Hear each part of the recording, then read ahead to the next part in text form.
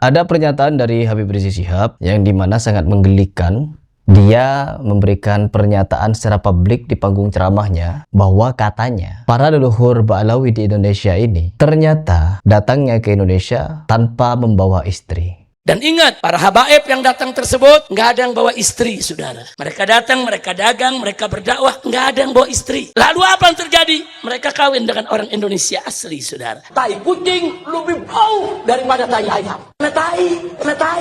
Jadi semua datang ke Aceh, datang ke Kalimantan, datang ke Sulawesi, datang ke Irian, datang ke Bali, ke Jawa, Madura, Sumatera, dan lain sebagainya. Mereka datang tanpa membawa istri, teman-teman. Datanglah para habaib dari Hadramut, saudara. Ada yang ke Aceh, mengislamkan Aceh. Ada yang ke Palembang, mengislamkan Palembang. Ada yang ke Kalimantan, mengislamkan Kalimantan. Ada yang ke Sulawesi, mengislamkan di Sulawesi. Ada yang ke Maluku, mengislamkan di Maluku. Ada yang ke Irian, mengislamkan Pulau Irian, saudara. Binatang anjing, aduh orang tua kamu adalah beracun.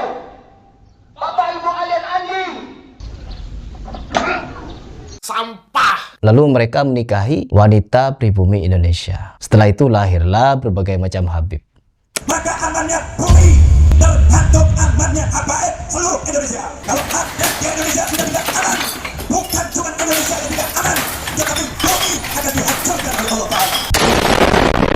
Apakah kalian percaya? Jadi logikanya gini, teman-teman. Ketika para habaib ini sudah mulai memberikan kesaksian yang semacam ini, tidak lain tidak bukan bahwa mereka sejatinya berada di posisi terdesak. Sudah tidak tahu cara membela nasabnya bagaimana karena saking rungkatnya. Jadi mereka membuat alibi bahwa leluhur mereka datang ke Indonesia tanpa membawa istri lalu kawin dengan orang-orang pribumi dan melahirkan para habaib yang membludak di Indonesia ini. Di dalam tubuh saya mengalir darah Rasul. Diam! Hampir di seluruh tanah Indonesia ada Habib. Itu indikasi kebohongan sebenarnya. Ketika menyatakan para habaib datang ke Indonesia tanpa membawa istri. Jadi seolah-olah mereka memang niatnya dari awal begitu. Karena sudah kehilangan pamor. Ya, Rizik Syihab sudah tidak seperti dulu lagi, teman-teman. Banyak yang menentangnya, banyak yang sudah tidak percaya dengan ucapannya. Terlebih lagi terbukti banyak sekali beliau ngibul. Terus pernyataan lagi di video yang sama. Di video yang sama Habib Rizik Syihab memberikan pernyataan yang dimana Habib Rizik Syihab memberikan fatwa bahwa haram memusuhi orang pendatang yang mungkin terkhusus Habib. Bangga sebagai tanda bersyukur kepada Allah, silakan. Tapi bangga sebagai pribumi untuk memusuhi pendatang, haram. Di dalam tubuh saya mengalir. Diam. Jadi di video yang sama itu Rizik Syihab memberikan ceramah kepada jemaahnya untuk menerima pendatang. Para habib ini kan pendatang, datang ke Indonesia katanya ingin mendidik umat untuk melahirkan ulama dan kiai. Namun pada kenyataannya bukan mencetak ulama dan kiai, tapi mencetak berbagai macam ajaran baru di dalam Islam. Keyakinan-keyakinan baru bahwa orang yang tidak percaya pada habaib kafir hukumnya. Orang yang sudah tidak percaya sama habaib itu kafir hukumnya. Biar tahu kamu. Tai kucing lebih bau daripada tai ayam. Tai. Orang ikut Al-Quran tapi tidak ikut Habib, sesat hukumnya. Ente ngikuti Al-Quran tapi nggak ngikuti habaib, ente juga sesat. Diam! Jadi dari sini saja, para habaib ini, kalau memang ingin mendidik umat menjadi ulama yang benar, lurus, tulus, jujur, mengajarkan Islam, ya tidak akan ada faham-faham seperti itu. Apalagi sampai memberikan pernyataan seperti Habib-Habib bahwa syarifah apabila menikah dengan akhwal, haram hukumnya. Bahkan si akhwal ini akan berpotensi masuk neraka. Karena apa? Semua amal ibadahnya tidak diterima, keislamannya tidak diterima, sampai akhirnya mereka bisa mengembalikan keperawanan dari syarifah. Menikahi syarifah yang darahnya bersambung dengan Nabi Muhammad SAW sampai hari kiamat ibadahnya ditolak oleh Allah Subhanahu Wa Taala terkecuali bisa mengembalikan keperawanan syarifah. Ini kan pernyataan yang penuh dengan rasis, yang dimana Nabi SAW punya dua putri yang pernah dinikahi oleh Utsman bin Affan, Tidak ada tuh Nabi SAW menyatakan Utsman bin Affan akan masuk neraka. Malah Utsman bin Affan adalah salah satu dari 10 sahabat yang dijamin surga. Nah, di sini teman-teman, ketika kita menganalogikan dengan kejadian yang ada sekarang, maka sungguh sangat aneh ketika ada orang-orang mendoktrinkan secara berlebihan untuk hormat kepada golongannya, golongan Ba'alawi terkhusus. Apakah kalian tidak tahu bahwa dulu ketika kaum muhajirin datang ke Madinah dari Mekah, apakah mereka ditolak di Madinah? Tidak. Bahkan para pendatang ini jadi khalifah di Madinah. 4 khalifah pendatang semua, saudara. Enggak orang Ansor, saudara, enggak ada yang protes. Sadatuna Abu Bakrin wa Umar wa Utsman wa Ali radhiyallahu anhum. Semuanya pendatang, orang Ansor terima, saudara. Mau dianalogikan dengan para Habib datang ke Indonesia yang dimana dibawa oleh Belanda. Yang membawa kalian kan Belanda. Ada jejak sejarahnya. Didatangkannya tenaga kerja asal Yaman dari kalangan Ba'alawi yang mengklaim sebagai keturunan Nabi harus diakui adalah bentuk kecerdasan luar biasa kaum penjajah supaya dahsyatnya perang Diponegoro di masa depan tidak akan terulang kembali. Kaum pribumi akan berpikir 1000 kali untuk kembali melawan Belanda sebab pada kenyataannya kolonial Belanda mempekerjakan kaum yang katanya adalah kaum keturunan Rasulullah, sehingga sudah pasti ketika orang-orang Nusantara yang mayoritas beragama Islam memerangi Belanda, maka akan memerangi juga para pekerjanya yang katanya adalah keturunan dari Nabi mereka. Hal tersebut terbukti setelah 63 tahun terjadinya perang di Diponegoro, terjadi lagi perang di Cilegon. Namun Belanda begitu mudah meredamnya karena keturunan imigran Yaman Habib Utsman bin Yahya mengeluarkan fatwa bahwa haram hukumnya memberontak kepada pemerintah Hindia Belanda. Dan banyak juga jejak sejarah bahwa golongan dari kalian, Habib-Habib ini, berfaham komunis. Di Indonesia ada, di Yaman ada. Dan bahkan Yaman itu tercatat sebagai negara Arab yang berfaham komunis. Terus apakah kita akan menilai bahwa semua orang Yaman komunis? Ya tidak, teman-teman. Hanya kelompok-kelompok saja. Mereka ini kan berkelompok. Ba'alawi ini kan kelompok. Dan dengan doktrin kelompok ini, mereka seolah-olah terbebas dari segala sanksi hukum. Ya, hukum negara ataupun hukum agama. Ini kan musibah. Apa kata Rizik Syihab? Di Madinah, Nabi SAW itu kan orang Mekah. Abu Bakar, Umar, Utsman, Ali kan orang Mekah. Tapi kenapa keempatnya bisa jadi khalifah di Madinah? Indikasinya apa, teman-teman? Kalau bukan Bapak Rizik Syihab ingin menganalogikan dengan kelompoknya datang ke Indonesia agar tidak dimusuhi. Bagaimana kalian tidak dimusuhi? Sedangkan ajaran kalian banyak yang menjadikan orang-orang pribumi seolah-olah budak kalian. Cium tuh keset. Keset disuruh cium, teman-teman. Cium, nanti cium, jangan pakai dididikin, cium. Mahal kolwahnya beliau. Cium, jangan sujud. Ini mahal kolwahnya ibadahnya beliau. Pernah dibilang katanya Ijtama ajami aulia asri fi hadzal waqti. Seluruh aulia di zaman beliau ngumpul di sini. Kaki dicium. Apalagi banyak.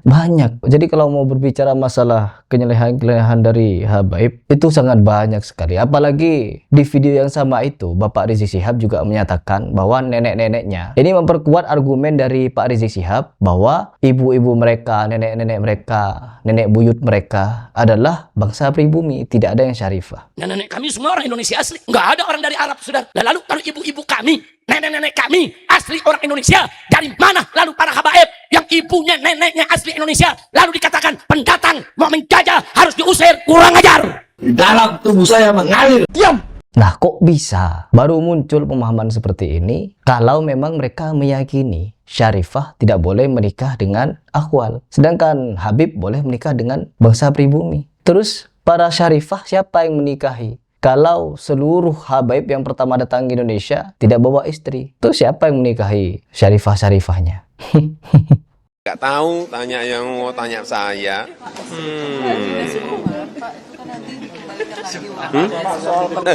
Sebentar, itu anunya. Lalu tak berhenti sampai di situ nih sebagai penutup. Bapak Rizik Syihab di video tersebut juga memberikan statement pernyataan bahwa ada kisah Umar bin Khattab yang dimana Umar bin Khattab hendak ingin membunuh kaum munafikin yang terciduk di masa itu. Lalu Bapak Rizik Syihab memberikan statement di kisah tersebut bahwa kita harus mencontoh Nabi di sana. Ketika Umar bin Khattab hendak ingin membunuh orang munafik, apa yang dilakukan oleh Nabi SAW? Melarang. Jangan sampai tindakan Umar bin Khattab akan menjadi kecurigaan bagi orang-orang kafir untuk apa? Menuduh Nabi SAW atau para sahabatnya membunuh sesama sahabat. Sampai Sayyidina Umar ibn Khattab radhiyallahu ta'ala anhu maju ke depan Nabi. Ya Rasulullah, kurang ajar ini orang. Dia mau adu domba Muhajirin dan Ansor. Dia mau pecah belah kita. Biarkan aku ya Rasulullah, biar aku tebas batang lehernya. Tapi akhirnya apa kata Nabi? Lah, jangan ya Umar. Nanti kalau kau bunuh dia, orang-orang di luar sana akan mengatakan bahwa Muhammad membunuh temannya sendiri. Karena orang-orang kafir nggak tahu mana yang mukmin, mana yang munafik. Orang kafir tahunya mau mukmin, mau munafik, semua sahabatnya Muhammad. Jadi kalau sampai dibunuh nanti orang kafir akan bikin propaganda, lihat Muhammad temannya sendiri dibunuh. Bapak Rizik Syihab menyatakan bahwa kita harus mencontoh bla bla bla bla itu. Tapi pada praktiknya dia tidak mencontoh, teman-teman. Tidak mencontoh. Kalau sampai ada demo 20.000 yang datang ke Jakarta, siap-siap kalian asah golok yang tajam, asah parang yang tajam. Kalau mereka bikin keonaran, gajang habis katanya. Saya minta dari malam hari ini semua umat Islam, saudara asah golok yang tajam. Saudara asah aja golok yang tajam.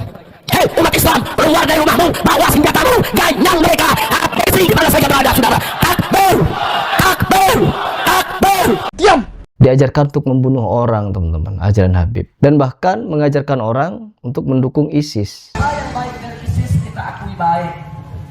Cita-cita mulianya menerapkan syariat Islam, hal yang baik.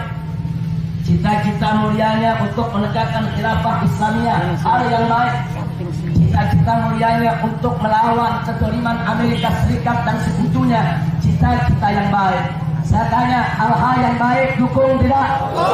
Dukung tidak? Takbir. Jangan mau kita diadu domba dengan ISIS, saudara. Sekarang ini banyak pihak-pihak menginginkan supaya kita bermusuhan dengan ISIS, betul? Supaya kita menggebuki ISIS, betul? Itu tidak akan dilakukan oleh FPI, saudara.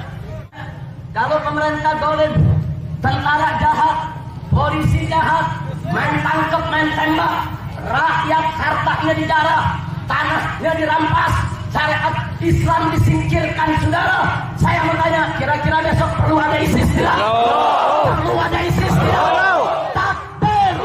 Jangan mau dipecah belah dengan ISIS katanya. Musibah sebenarnya. Musibah dan penyakit ini. Tapi masih dianggap sebagai suatu keramat bagi muhibbinnya. Dan orang-orang yang percaya kepada Habib Rizik Syihab itu rata-rata keras ujarannya, kebenciannya. Bahkan kepada Harry Pras tidak segan-segan mereka mengatakan anjing, babi, dan berbagai macam umpatan lainnya. Sesuai dengan ajaran mereka. Kamu kera-kera bersorban, kau yang monyet. Kamu Ustadz Jahannam, lu yang monyet. Kamu kiai bangsa, kau yang monyet. Goblok, monyet, kurang ajar. Goblok, monyet, kurang ajar. Otaknya jadi goblok. Monyet, teriak monyet. Anjing. Tai sama juga otak dengkul, otak jelek, bejat, busuk. Tai kucing lebih bau daripada tai ayam. Tai. Ya kita harus berbenah memang ya Pak Rizik ya. Anda juga harus berbenah Pak Rizik. Harry Pras juga begitu dulu. Pertama stop ikut ajaran dari Pak Rizik Syihab, Harry Pras masih ketinggalan tuh sifat-sifat teriak-teriaknya. Mengucapkan kalimat tolol, anjing, biadab, bangsat. Tapi saya kemas dengan kalimat Sontoloyo. Itu dulu. Namun setelah berjalannya waktu saya dinasihati untuk menghindari kalimat Sontoloyo itu. Meskipun kalimat Sontoloyo saya tujukan kepada khurafat. Bahwa khurafat itu adalah cerita yang Sontoloyo. Nah meskipun seperti itu saya sudah dilarang teman-teman. Tapi bagi mereka apa? Diajarkan. Simak nih video Rizik Syihab. Mulai hari ini, mari kita sebut PBB. Bukan lagi sebagai perserikatan bangsa-bangsa. Tapi perserikatan bangsa-bangsa. Para jemaahnya, pengikutnya diajarkan untuk membangsat-bangsatkan. Apa ini? Jadi saya di sini ingin ngajak kalian berpikir bahwa ajaran habaib ini sejatinya jauh dari ajaran Nabi. Meskipun secara kalimat mereka mengaku-ngaku ajaran mereka yang paling tersampai kepada Nabi, bersanad. Tapi faktanya sangat beda jauh dengan ajaran Nabi SAW. Silakan kalian pikir.